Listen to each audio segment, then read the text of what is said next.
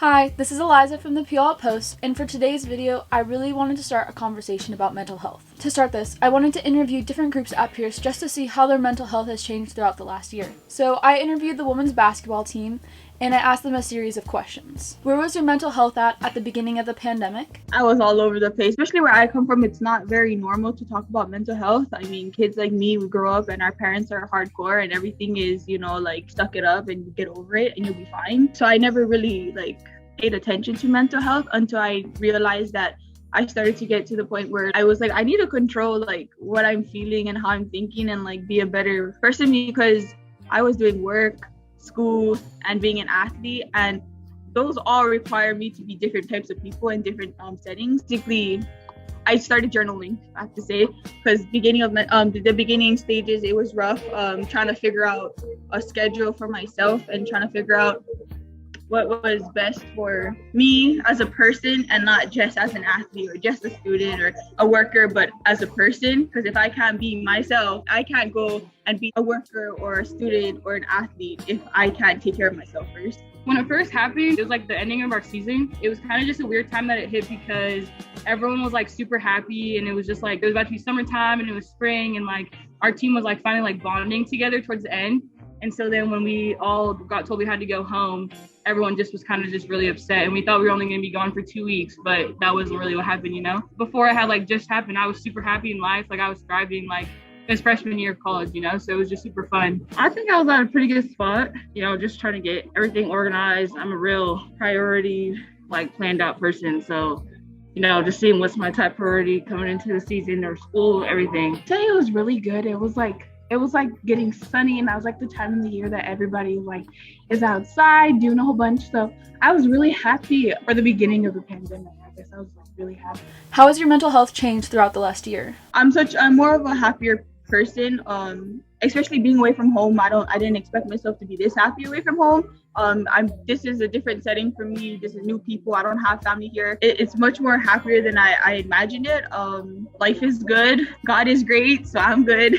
I have a little baby brother, and I have 2 younger siblings at my parents' house. So my parents were super strict about leaving the house and stuff. So I was home for a total of 100 days. I didn't leave my house when the corona first happened, and obviously I was not well. I was not well at all. But then when I had moved out and came back here and started living with my two best friends, and my teammates are on my team now, my mental definitely went back up. It's been was super happy to be back at school finally, and be able to be in the gym again, and even though we weren't back physically in school, to be with my other teammates doing school, it's just it kind of made it seem it wasn't all just not how it used to be. I think I still have the organizing priority list still instilled in me, but I don't use it as much now. Just COVID was a real setback, especially impacting on sports. It's a real setback. No fans, the support kind of diminishes a little bit. Financial wise, it's kind of the same thing. It's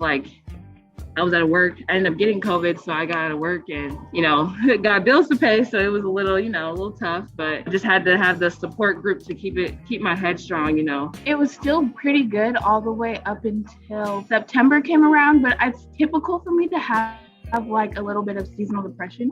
So I wouldn't say 100% of it was because of COVID, but I'd say it was increased a little bit. I was definitely a little bit more down as it started to get gloomier outside and the weather started to change. Overall, I'd say I'm still happy, but it's just a lot's changed since that. So it's a different type of happiness. I'd say before I had more of a freshman year of college mindset, and now it's kind of that was what was making me happy. And now being happy is being more successful and doing bigger things in life.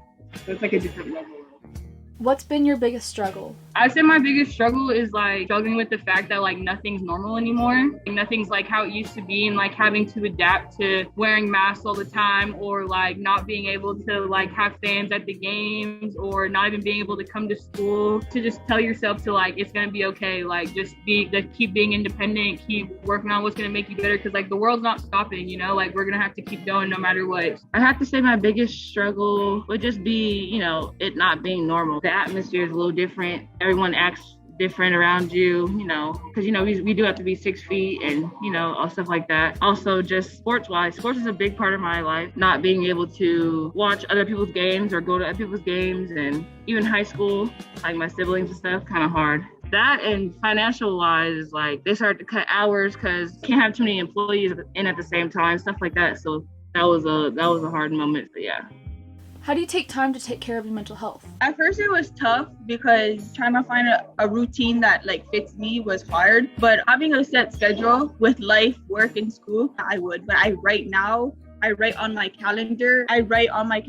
So having a set schedule and a routine really like helped me find like areas and help remind myself where like, okay, in this time zone you're just this person, this time zone you're this person, and give yourself this much space to, you know, feed your own happiness. And like even if it's an hour, that makes a big difference. Like that hour can really make an impact on how I feel for the rest of the day. For me personally, with like my schedule in the morning is I like to wake up like earlier than like before I need to actually start getting ready, and I go through what I need to get done for the day. Or like if I just need time to myself, literally just sit in my room and just like chill and like be in my own thoughts. Or like I'll go sit on the balcony and just like people watch so I can just collect my own thoughts and everything, just because the world's moving so fast. I like to just be able to sit down and like calm down, especially because since I also do have roommates, my house is just always so like loud and stuff. And so in the mornings when everyone's still just like to themselves, I try to like take time to like just be by myself, just reflect on what I'm about to do for the day or how the week's gonna go.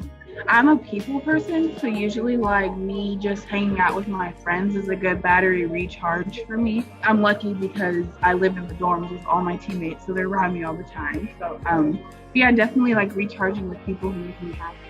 If you could tell your past self from a year ago one thing, what would that be? I would have to say, kind of cheesy, but you know, I would just be like, you're gonna make it, so keep pushing, you know, because sometimes I think we lose sight and we don't see what's ahead of us, and we just think like, oh, it's the end of the world, that one thing's happening, but we, you know, got to keep pushing. That you're gonna make it through all the problems that you go through, and that it's okay to feel emotions and not to shut it off, but also be mindful in who you're affecting with your emotions being down. I feel like I definitely was like not handling things as I would as my normal self because like my emotions got in the way for a lot of stuff. So definitely realizing that my actions impact other people, instead of just having like the mindset of, I don't care, oh well, like it affects other people later down the line. So just kind of being mindful with, hey, it's okay to feel the emotions, but don't react too crazy about it. Thank you for watching this video. Make sure to subscribe for future videos. If you or anyone you know is struggling with their mental health, there will be information in the next clip that you can use. Okay, have a great day and don't forget to smile.